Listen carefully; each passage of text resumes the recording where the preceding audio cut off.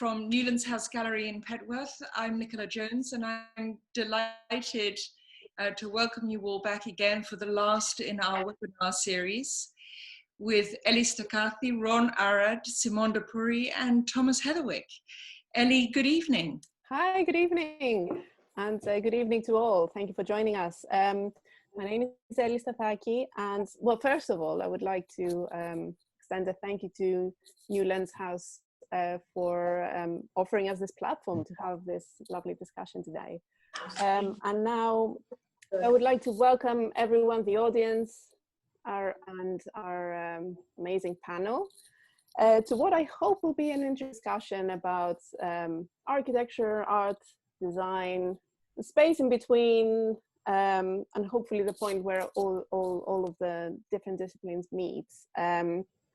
So I suspect everyone is very familiar with our panel members today. They're all creatives that need no introduction. However, I will do a little one.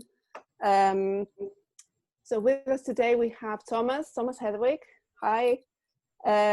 Who is, I mean, arguably, I would say is one of the most exciting designers, creatives working in contemporary design today. He has designed from bridges, pavilions, housing, products, art, whole neighborhoods, you name it, he's done it.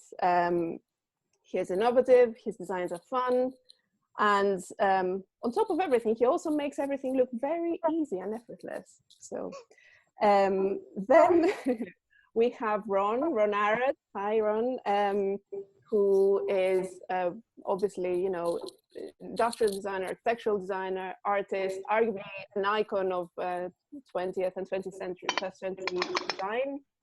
I mean, his talent is quite hard to categorize because I know, Ron, you work across all disciplines in the same way. And also, obviously, you're currently the star at the Newlands House show at the moment, which is on until January. And well, those of us who are not in a very strict lockdown, hopefully can now go and visit.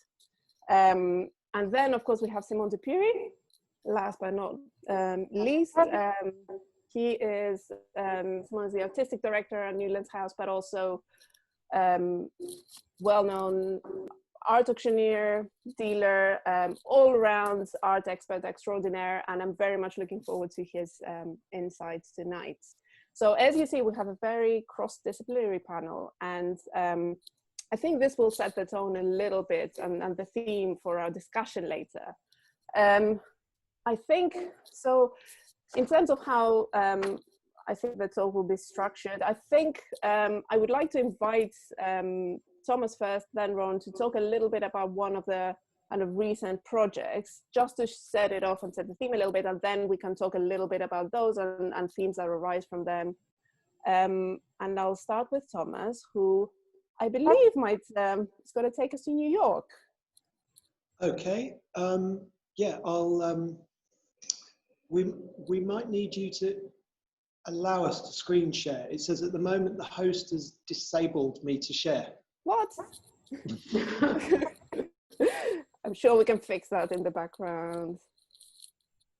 But I mean, the first thing to say is that it's I feel very honoured to be talking alongside Simone and Ron and yourself. Ron's been a massive inspiration. I'm going to say cliches, but Ron's been an inspiration. He is. I haven't got interesting words. From being a teenager and going to Covent Garden and being inside an extraordinary space, which was unlike anywhere else, with ideas, full of ideas, and it gave you the confidence to believe that you could pursue ideas, and the kind of dogmas that existed that seemed to be welded into different disciplines as different. Just the idea that they were different and had, well, there was a mindset if you design things that people go in, and a mindset for if there's something that you walk on and a mindset that go inside. The screen sharing is working, by the way, just to let you know. Okay, good, thank you. You want to have a second? So that sort of propelled believing it was possible to do things, maybe believing that it was worth, I didn't know who to work for. And so I sort of set up my own studio when I graduated, and 26 years later, which has gone rather fast, we're working on various different things, and I was thinking, which project could I show that I haven't really shown where we've got to, that's in construction, is here in New York. It's a project called Little Island, which began as a project and a competition to rebuild this pier that's here on the right. There's a long thin pier that was Pier 54 on the west side of Manhattan, and it had fallen into disrepair, and the Hudson River Park Trust wanted to rebuild it, and they wanted to rebuild it as a lump on the side of the existing route on the edge of the West Side Highway. So it was going to become a sort of lump on the edge of Manhattan.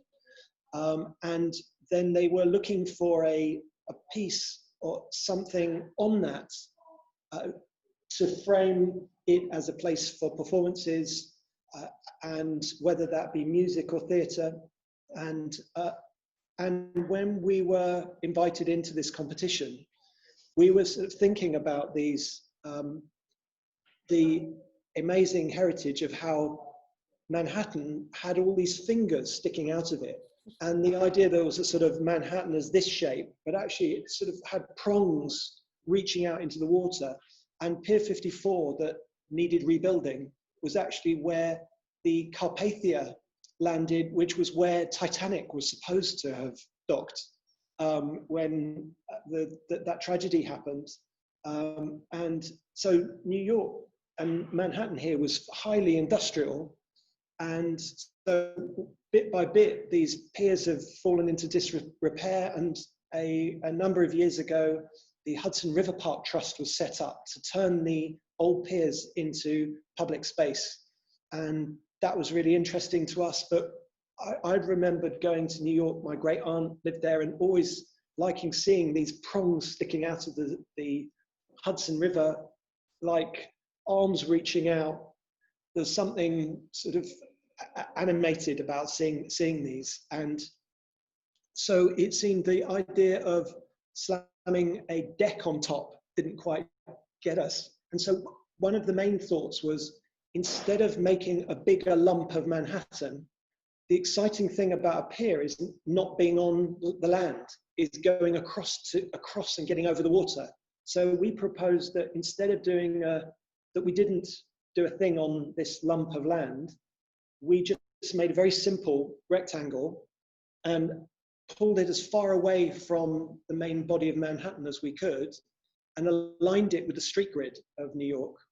And that West Side Highway's got 8-9 lanes and is really windswept. And we thought that instead of this idea, these piles that have a lot of character, instead of putting a deck on top and hiding them, could we let them, our problem was it was so windswept, a few little trees and a few bits of grass and some shrubs was still going to look very windswept. And so we wondered, what if we allowed them to grow, because we also need an effective performance space. So it seemed, what if we grow them and let them rise up out of the water? It was quite a challenge because Manhattan's granite falls away very steeply at the edges from the land. So the further out you go, how high you're going much deeper of each one of those vertical piles downwards. But it seemed logical that we could create a more social space where everyone can see each other, and there was more chemistry and dynamic, as well as the ability to get more privacy somehow a containment from the West Side Highway and the sort of windswept horizontality. But this would allow us to have a space where you could have 3,000 people on all the lawns as they swept round, and on the main space that you can see towards the right. And then we could have gangplanks going across to it. And instead of just a bigger bit of Manhattan, have the emotional journey of leaving Manhattan and going across something, bridging to something, and then the feeling you've left behind something. So it seemed that sort of theatrical sequencing would give you a different emotional response to a place. And you arrive at one bit underneath it, and one bit you arrive over that. And so each one of these piles, it seemed, well, let's let the piles be the hero of the project. And so the project evolved, and there's a space for 400 people that brings them together, as well as a space for 700 people, a proper amphitheatre where you could put on a more structured performance looking across to New Jersey. So the projects, this was 6.5 years ago, 7 years ago. And so it's the journey of making projects happen in cities is a big journey. And it was really unlocked when the Mayor of New York and Governor of New York got together to really help drive it forward. And the Diller von Furstenberg Foundation were contributing a major part to help it to happen, alongside the Hudson River Park Trust. And so the project we were working with the companies that make these concrete piles, and then seeing whether they could also just extend those piles, make a series of componentry that can click together into a series of repeating polygons in plan that can then click together to make the whole project. And the good thing about using the same river pile contractors is they're all based on the river. So we could also reduce the carbon of transporting by road by being able to float all the main elements along the river, just along the Hudson from where they were being made. And so we've had, so the other thing is, of course, being above the river, you get these amazing, I've got to film this. It's so frustrating. I haven't been able, of course, to be in New York for quite some time. But all the reflections that come alive underneath as it's all emerging and evolving. So we wanted people to be able to be underneath as well as to be able to be on top. And so you'll arrive and walk through and underneath, and there are a few of these bespoke ones that lean right out to allow us to not need columns in the middle, and making these all sort of tessellate with each other. I know it's probably a bit juddery. Good. And so, yeah, you'll walk through. I really wanted to have a sense of a threshold and arriving and leaving behind. And there's the old entrance to Pier 54 that we're springing from, the rusting steel structure. And also to make somewhere that can look back over New York. So these are from a few months ago, as the first trees were going in and the shrubs and plants. And so it's been really exciting as it's been now sort of finally emerging. And they go up to 70 foot at the highest points on the lookout. And so we found somebody has posted online a little bit of drone footage that they put on public for public use. So I thought I'd just jump in and show you where it is at the moment. If we can just go to, there might be some funny music. Yeah, here we go.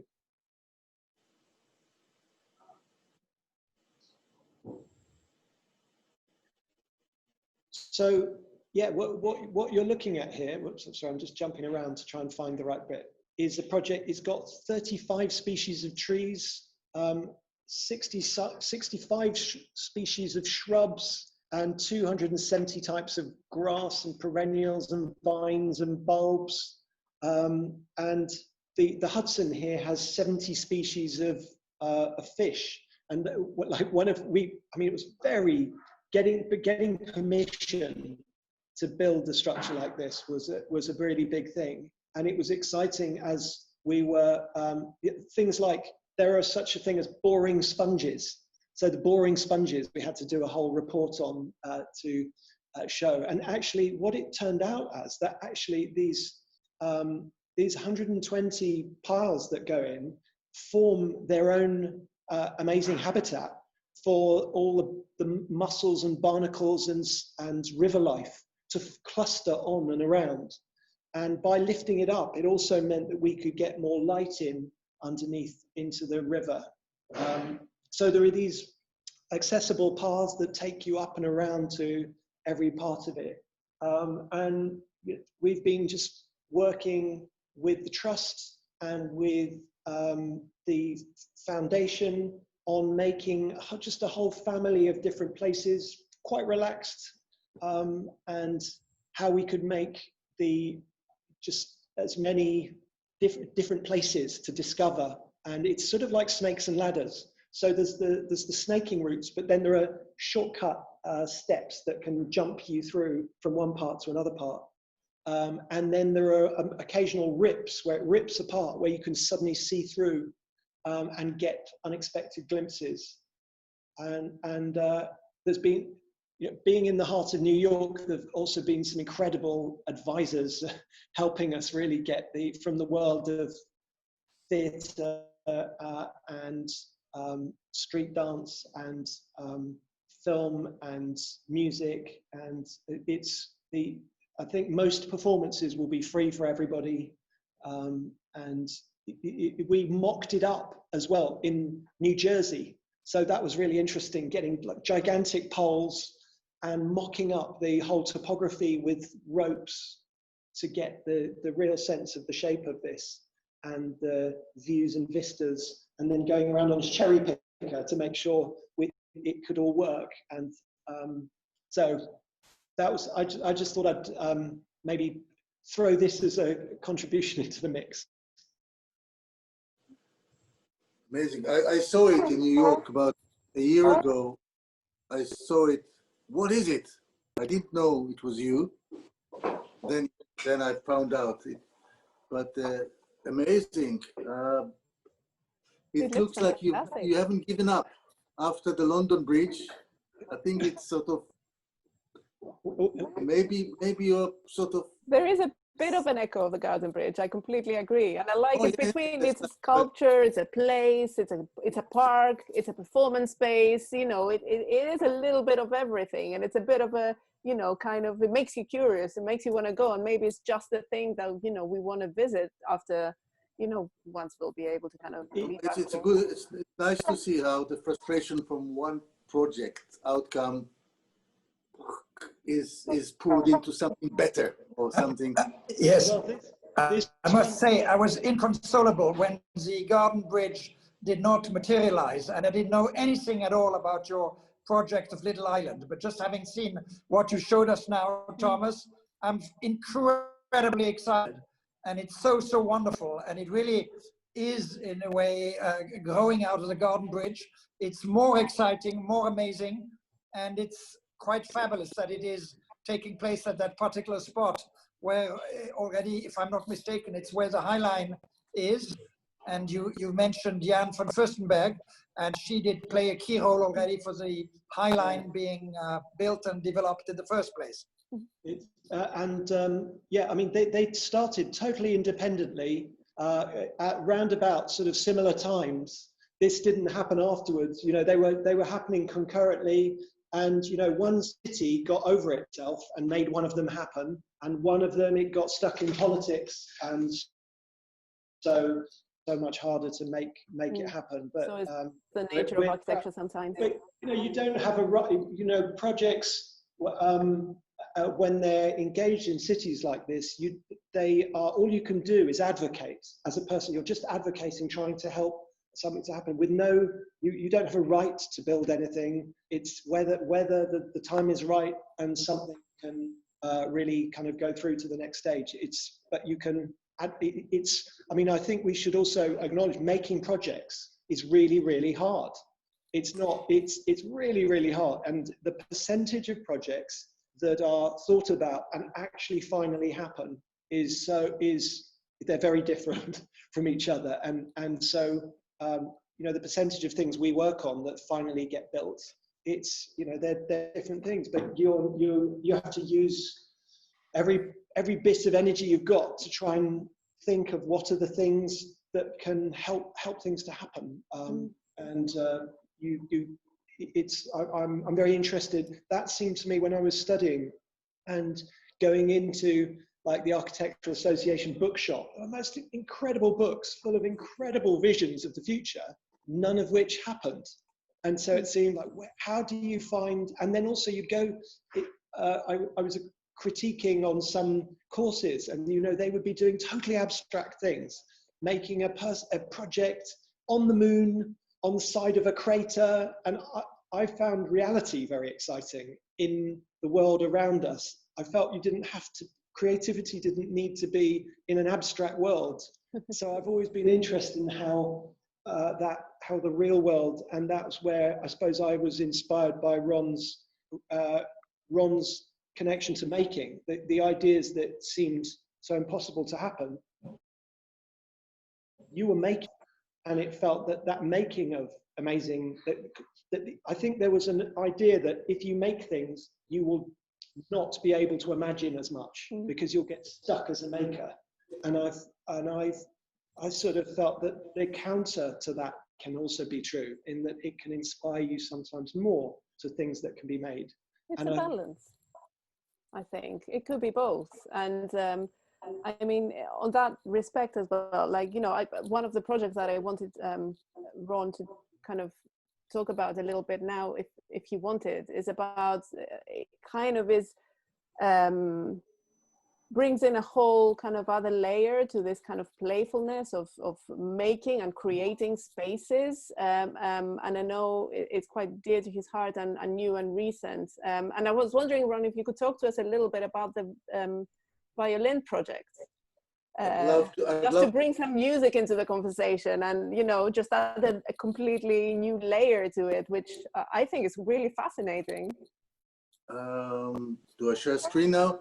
Amazing, Thomas. Yes, Thomas, the last party I've ever been to in my life was your birthday party. What date was it? Just remind me. 29th of February. 29, yeah, I saw sort of everyone in our sort of affinity group. This means that Thomas is phenomenally young if he has his birthday only on leap years. Yeah. This is like Balthus. Balthus was born on the 29th of February, and when Balthus's daughter became 22, Balthus himself was 88, but he said, I'm also 22, like my daughter. So they made a joint 22nd birthday party.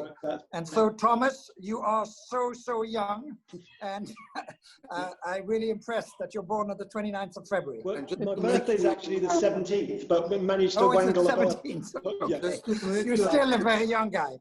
Just to make you understand how little we knew about what's around us, Thomas's special dinner had no knives and forks. You had to eat with your hands. Am I right? Yeah, and which is, anyway, I hope we can celebrate your next birthday, and we'll be allowed to do it. Do I share screen now? Yes, please. Yes, I Mm. It's working. Thank you. See my screen? Yep. Okay, this is, there's all sorts of reasons, and all sorts of things sparks projects. This one, 2 Christmases ago, I went to visit a violin maker in London, Peter Greiner, who was one of the top contemporary violin makers. And he has an amazing studio, beautiful studio in Hampstead, like a walking distance from my home.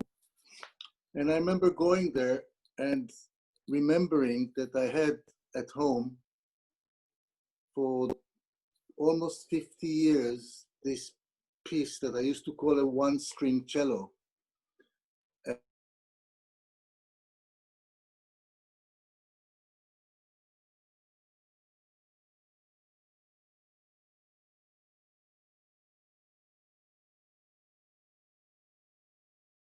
To use the word speaker here, that's what I thought.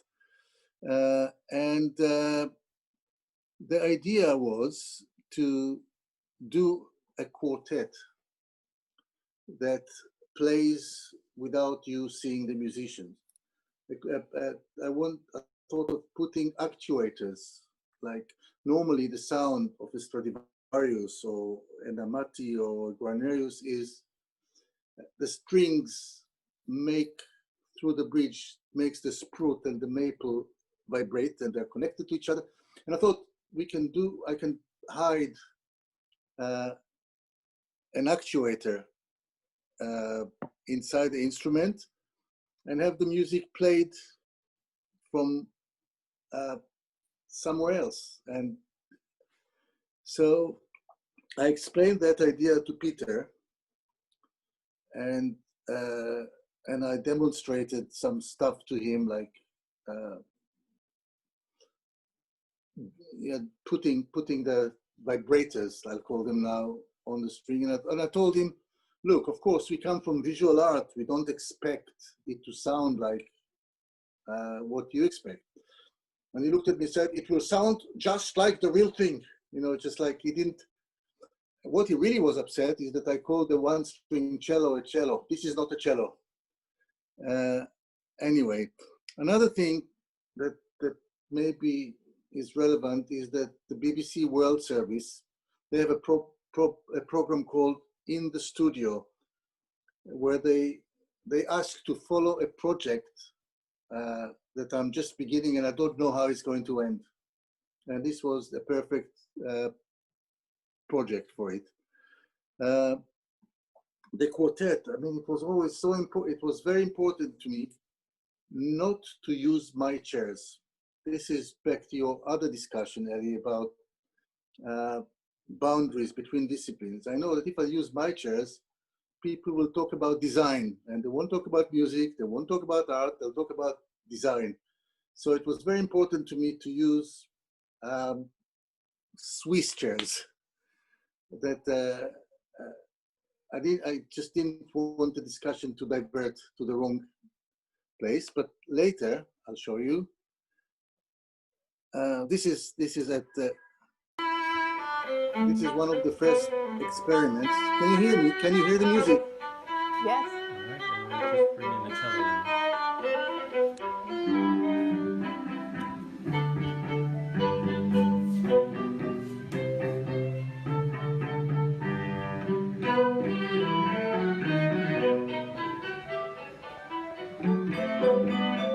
Can you hear me talking? Can I talk? Can you hear me? We can hear you, but you might need to turn the volume down a bit on the video. I'll turn the volume down. Of course, I was going to use strings and things. Nothing was going to be visible. Had I done it 20 years ago, we'd be very, very proud of the installation with the wires and everything exposed, an angel pipe or whatever. But this was the first ever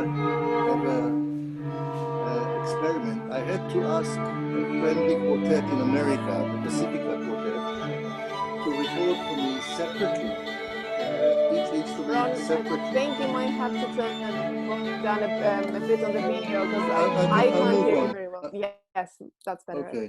Sorry. Okay,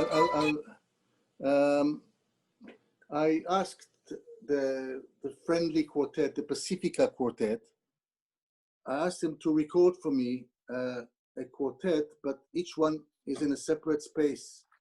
So they don't hear each other. Each instrument is recorded separately, because I didn't want to record the whole thing. I wanted to make the quartet by each instrument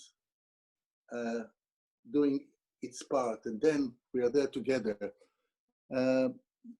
And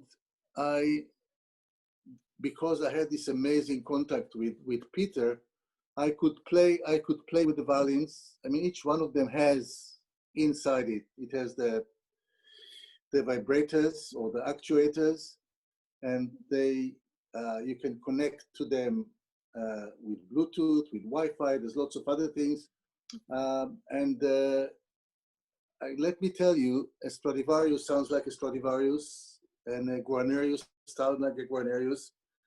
And with Peter's craftsmanship, I could do what years earlier I did. I designed a record cover for my brother, and I played with carving out the letters. He's a viola player and a composer. So I went back to this and I started saying, like, so far so good. I looked for sentences that have used the calligraphy of the Fs of the violins. And of course, so there was two sides to this project. There was the quartet, and there was individual instruments like cellos, violas, and violins. So this, as you can see, it's only half a violin bonded to a reflective surface, so it looks like a complete violin. And then you have this idea, and you take it a step further.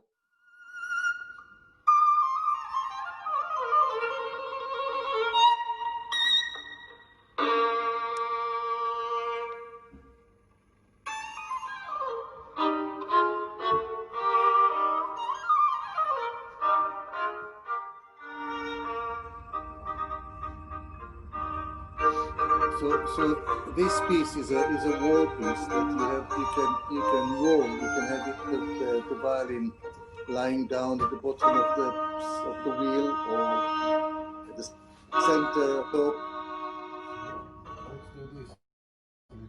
It might play with the reflection of love that spells a song. Careful. Didn't escape this project. And then, there's, once you play with the violins, there's no end to ideas that you can, I used to play with balance in an unexpected place. So, I have a whole series of things with, whether it's in furniture or in cutlery. Ron, can I ask something? The piece, obviously we're in the pandemic, and I don't know, if it's available to experience somewhere, or will it be, or are there any plans in place for, or is it online? I'll get to that. It was all going the exhibition was going to start shortly after Thomas's birthday, but because the world was closed, it is all in sort of is waiting for the right time. Probably it's going to open on the 29th of February, 21. Mm-hmm. Anyway, so, I did a violin full, with weight at the bottom. You have to believe me, they all sound pretty amazing, even though they rock. And this one, a broken one, you cannot not think of Arman. But again, it's also about the way it sounds, and then you can't stop it. I discovered addiction because I had to buy lots of violins, and I bought it in an auction, the Amati affordable violin auction, and I bought one weekend 26 violins, and I learned something about myself and about what it means to be an addict. So I'm just showing you this one here. Do you see the violin? No. Yeah. There is a violin. Yes, it's visible. It's there, it's clear. The story here is that, I don't know how many of you know that Anish Kapoor bought exclusivity for using the Bantam super black paint.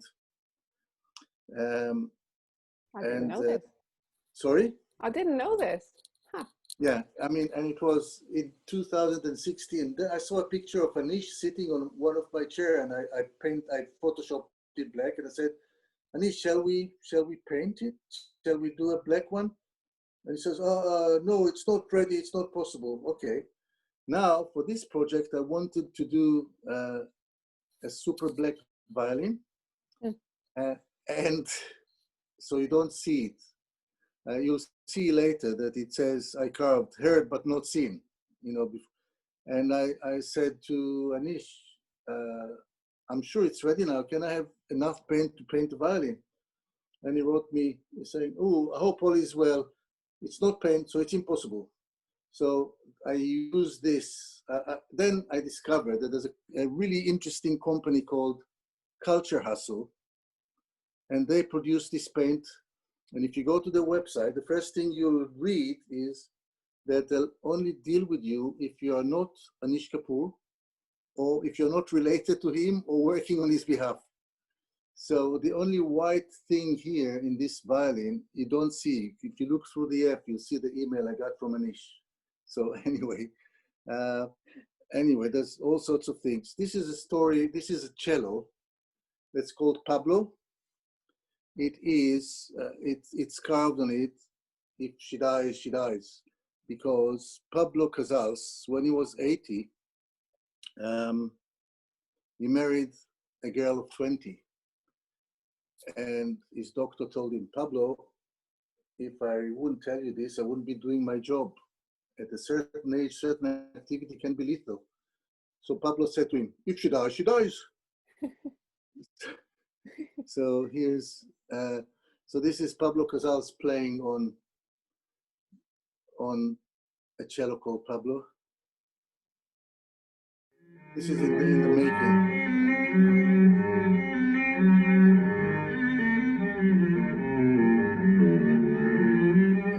So, and this I love how this is kind of so much, it's exactly what we talked about. You know, you talked about it not, you not wanting it to be kind of design or distract the discussion from what it is. But in a way, I would argue that, you know, the music itself is creating a space or a place or kind absolutely of becoming design in a way. Was that in your mind when you were making it? I was just fascinated by a violin that sounds like a violin, and the idea that we'll do in the opening of the exhibition, you'll have some amazing musician playing. I don't know, Joshua Bell will play in New York, and Stephen Isserlis will play in London. They'll play a duet because now they can't get together, and we'll hear them playing together in the same room, and it will be amazing. I mean, like it is when this is like an experiment in the studio. My brother wrote a piece for this quartet called Winds. And go ahead. This is just listening for the first time. Again, the Pacifica Quartet recorded it. And it's not a traditional quartet. It is, it's like each instrument gets its chance to be the solo, and the other three instruments are accompanying him. Hang on, I'll skip it a bit.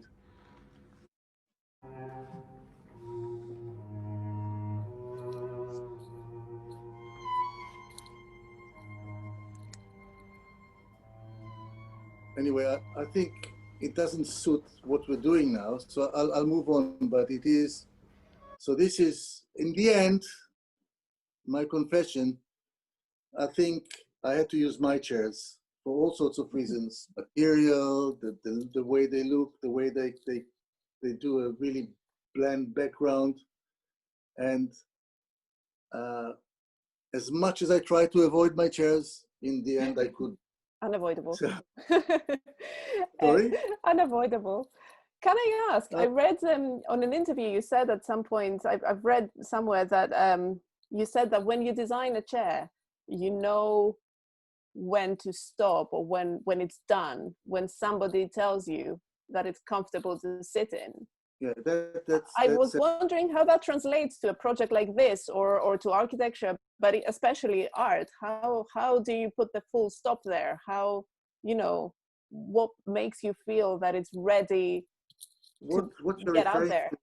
What you're referring to is, I said it about my Tinker chair, that I used to use a rubber mallet and beat it until it admits it's comfortable, or until enough people sat on it and said, can you make the lower back support a little higher? Hang on a second, boom, boom, boom.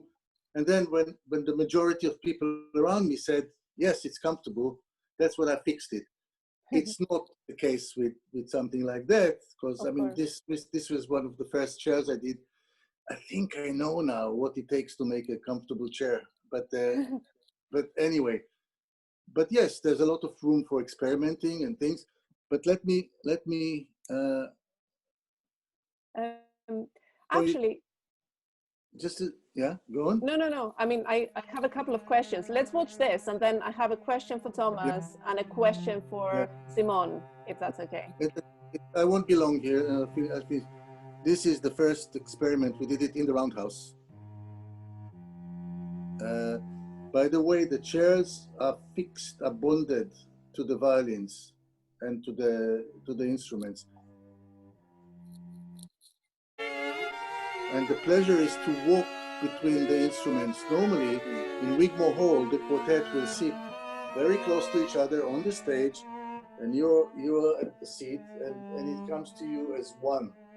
And here you have the pleasure of going between one instrument to the other, and it's a totally different experience. And from what I could observe, people are really fascinated by it. It's like, and I mean, it's a long piece. I'll move on. So this is the gallery where we're going to show it. The gallery I've designed, by the way. It's in Tel Aviv. So it was designed so the facade has two places for changing the billboard. So there's Bach's handwriting on one. Normally there's poetry there, and then this picture, and this is in the gallery waiting for us to be able to open it. You know, we worked on the layout of the show that will look like that. And I tell you what I'll do now. I'll get off. I'll stop sharing screen, and we can see each other again, and we can. There you are. Yeah, okay. Well, thank you so much. That was fascinating. I mean, I have a million questions. Sadly, we don't have endless time.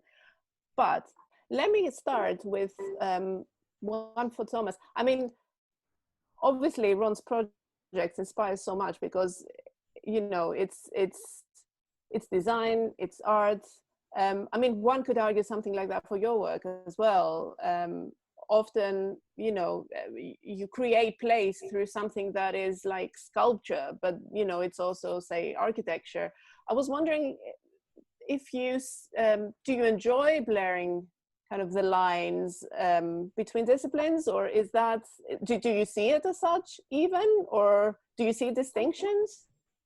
No. No, it doesn't. I don't. I find it funny the term multidisciplinary, because I just feel it's a weird quirk of our time that, I mean, each time in history they chop up the world into different pieces of the cake, and it feels like at the time we're in at the moment, we call this thing architecture, this thing sculpture, and this thing, and the mindset that the modern functionalist movement led for making buildings meant that that there a certain kind of emotional response to buildings was not explored. And so the fact that me and maybe Ron or some of us are doing things which have a different emotional response. People suddenly go, oh, well, that's sculpture. Well, it's not really architecture, it's sculpture. It's just a fashion of the time that for some reason there's been a sort of, I think, a misunderstanding in the functionalist movement that saw function you know, it must have been very thrilling when the functionist movement was coming out and Bauhaus was happening. You sort of thought, yeah, none of that nonsense from the past. Form's going to follow the function, and you know, you just need to look out. You need a roof. You need this, that, and that was great. But it's sort of spooky how some of the worst placemaking in the history of humanity has happened in the last century since those insights. And so, actually, I think for me, I'm interested in emotion as a function. So I believe I'm following function. I believe Ron is following function. But we're maybe, I can't speak for Ron, but for me, you're doing very well. Emotion is a function. I just think when people go, oh, well, you're sculpting, like, no, I'm not a sculptor. And you don't architect a building, you design a building. It's how you see function, I think. And I can justify the projects we've done, whether it's a hairy building in Shanghai. It's very functional reasons which are driving why you do what you do. Maybe it is about funny looking at the design musical. Sorry, it's funny looking at the musical instruments because I was imagining if the violin had been invented 80 years ago or 70 years ago, imagine what it would have looked like. It would have been sort of a triangle or a box shape or something. But if Ron was to then come along to that, what would Ron do? It's like you look at those shapes and it's like, Ron, I can imagine Ron having designed, you must feel some envy over the incredible shapes. These beautiful, stunning, the violins and things. You think, Ron, you're paying homage to something you kind of wish you could have designed. But I'm also interested with Ron's stethoscope. When Ron starts making his chairs make that kind of sound. When, you know, in a way, throw the violin away, how would you design the chair to make sound as beautifully or resonant? How, if with that musical instrument maker next? Do you agree, Ron? Yeah. Yeah. I once ruined a conference. There was a whole day of conference, and then before lunch there was going to be a debate about burning the boundaries between disciplines, and there was fashion designers and things on the stage, and each one of they passed the microphone from, and each one to say a sentence before the discussion begins. And it was very late and people were hungry because it was before lunch, but it was good. And I said, the more we discuss burning the boundaries between disciplines, the stronger we make the boundaries. So I think we should stop the discussion. And the audience cheered because they were hungry. And the poor woman that was the MC said, okay. And the conference stopped. It's still on YouTube, this thing. Oh, I love it. I'm going to look it up. I mean, in a way, you know, please go on.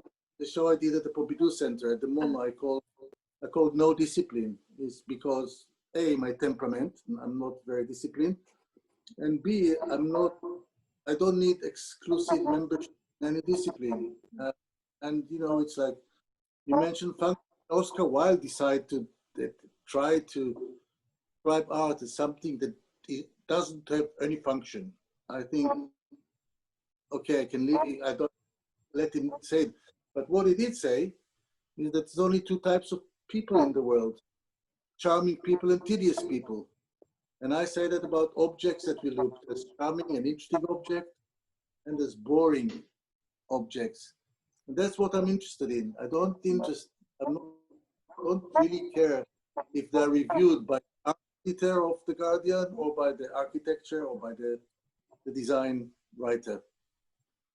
I think this makes sense. And in a way, on that, I'd like to bring Simon into the conversation, because I think in a way, well, me as you know, representing journalists, as say, we kind of maybe are too quick to label people, but then also, you know, curators,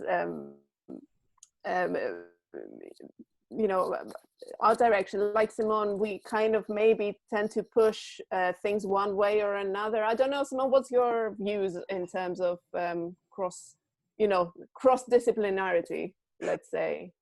I love boundaries disappearing altogether, and that's why Thomas and Ron have been my heroes basically forever, as long as they've been active, because they both ignore boundaries altogether. And each time they completely surprise you with what they will come up with. I mean, who would ever have expected? I certainly would not have expected the body of work that Ron just showed us with these violins. When I saw the exhibition of Thomas Heatherwick at the V&A a few years ago, I loved that sort of roof that welcomed you when you arrived at the V&A, which was made of traffic cones in plastic. And Thomas Heatherwick just took all these plastic cones and transformed them into a stunning, beautiful looking object. And that's what's great. It doesn't matter how you define them, artists. They are great artists who can excel at anything. They can excel at music, at design, they can excel at architecture, at painting, at textiles, and so on and so on.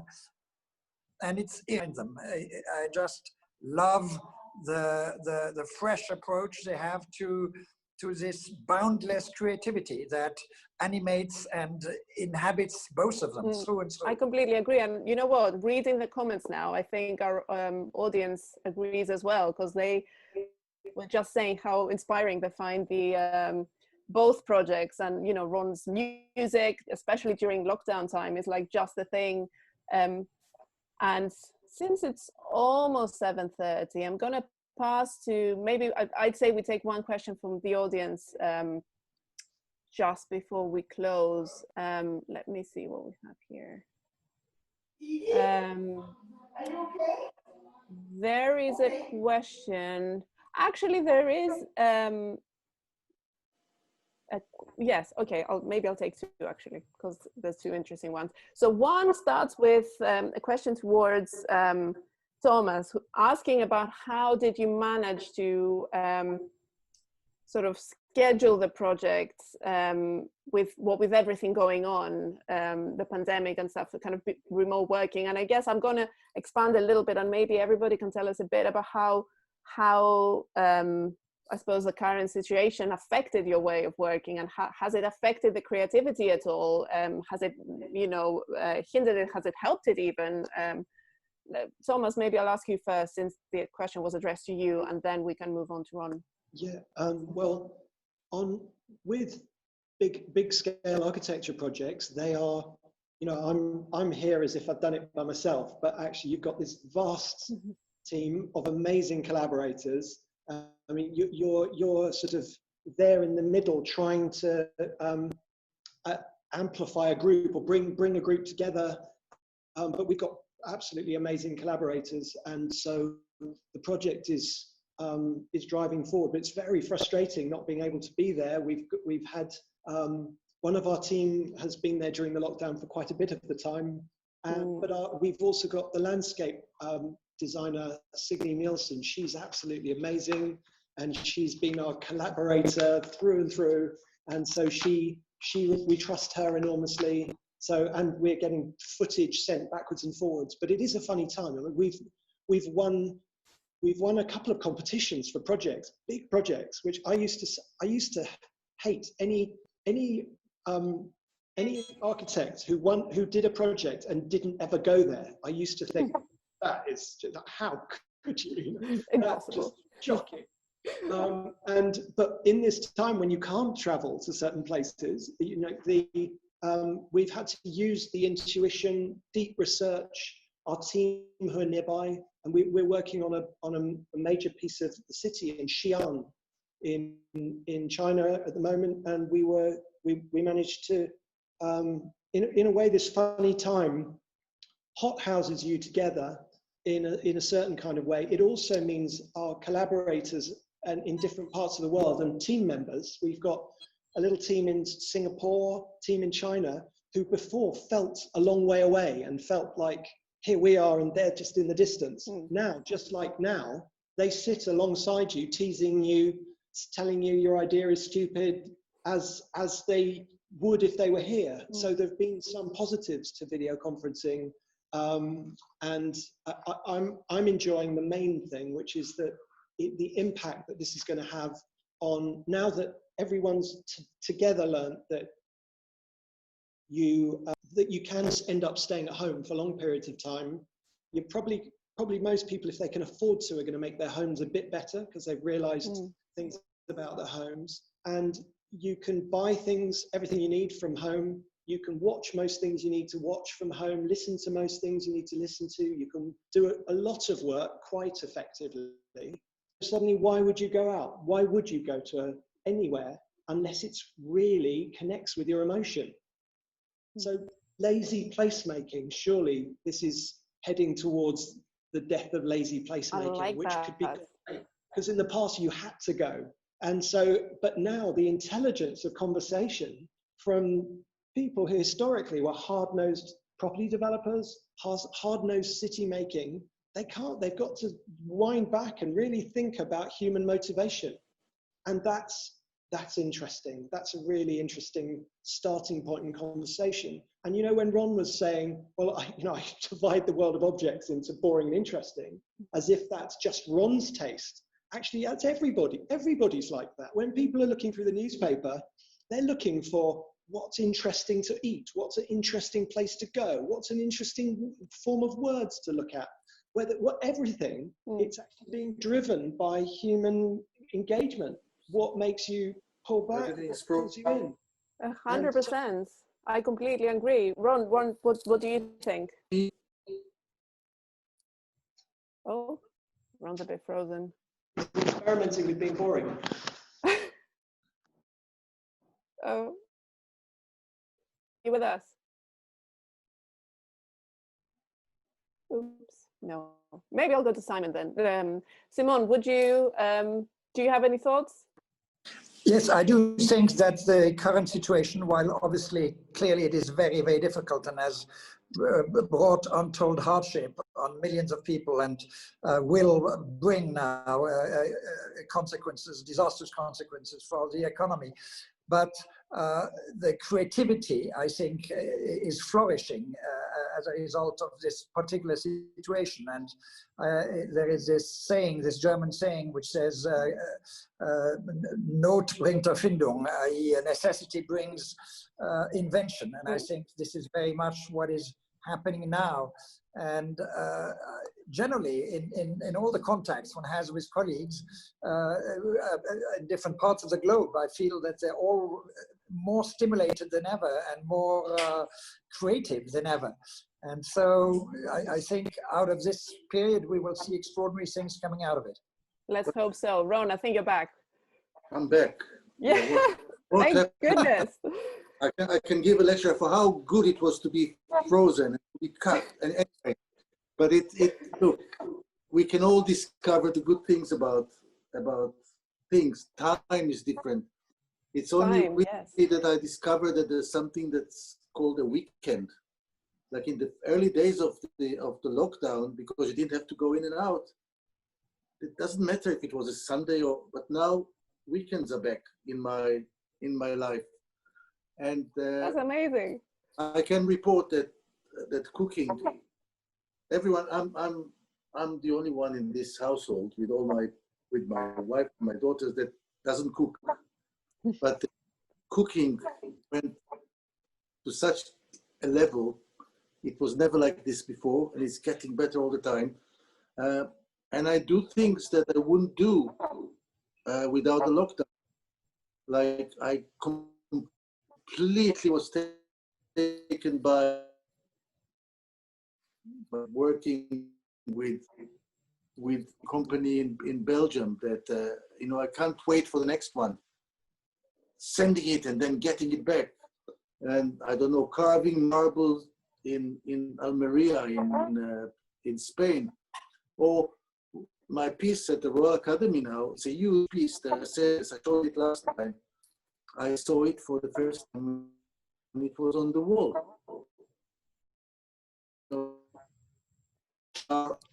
Ellie, I was going to just mention one last thing. And then I think there is a bit of a time delay with Ron.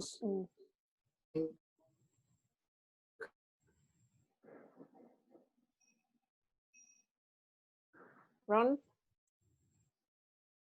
I have a feeling this is the internet telling us that the session is over, but Thomas, you wanted to say something before. Yeah, I was just going to say, I mean, that, yeah, amidst the tragedy, the other thing that I'm interested in socially about the new next phase that we will have that I think is useful is that we've been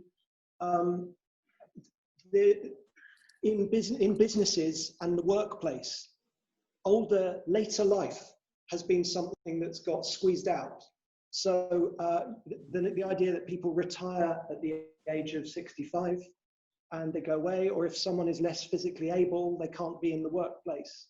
Mm. And something I think that is quite interesting now, because we've got aging population and people, the baby boomers, kind of reaching a later life, and but the workplace up to now has pushed them out, because as once someone is 80 years old or so, is less mobile, possibly, some of those things mean that they have not had a place. Whereas some of the different conversations that we've been having in the studio have been with groups of people who I would have only been able to meet once a year, and it would have been a really big deal for that 87-year-old brilliant person to come into the studio or me to go to them. And instead, I've been having weekly meetings with someone, for example, as a filmmaker called Roger Grove, who made a film with Walter Gropius in 1968. Wow. I'm having weekly meetings with him, discussing an idea, which is, and with the founder of Wolf Ollins, who's in his 80s. Suddenly, you know, we know that with more life comes more wisdom, but that wisdom's been pushed out of the workplace of many people's contact.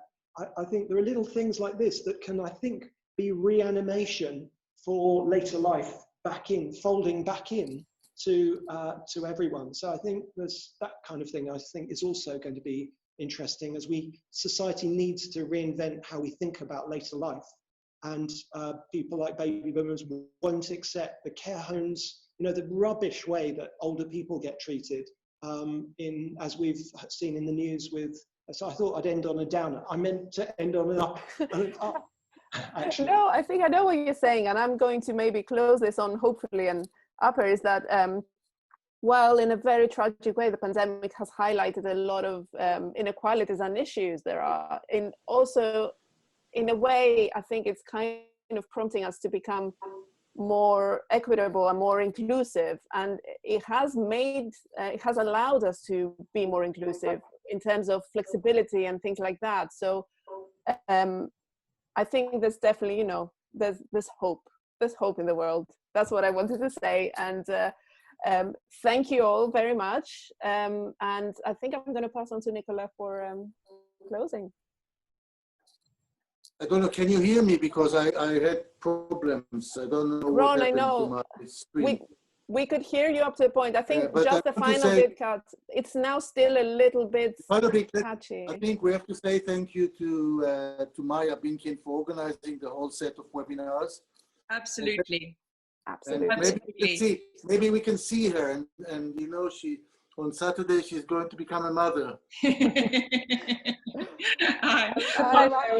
Thank you very much, everyone, for joining. This has just been such an exciting conversation. It's been a wonderful series of webinars, and a privilege to be able to have this conversation. Thomas, you were talking about the accessibility, and that is a really positive side of these webinars, that we've been able to conduct these wonderful conversations with a whole series of fascinating people, and I'm very grateful for that. So to all of our panelists, thank you very much.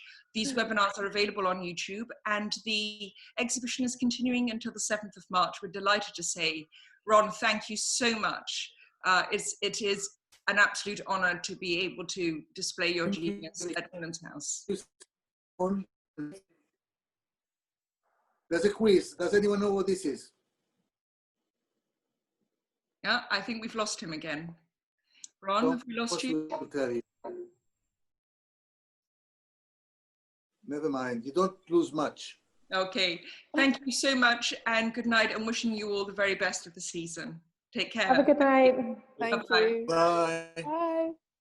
Thanks, Simon. Thanks, Ron. Thank you. Bye-bye. Bye. Bye, Ron. Bye. Bye, Ellie. Bye. Bye, Simon. Bye.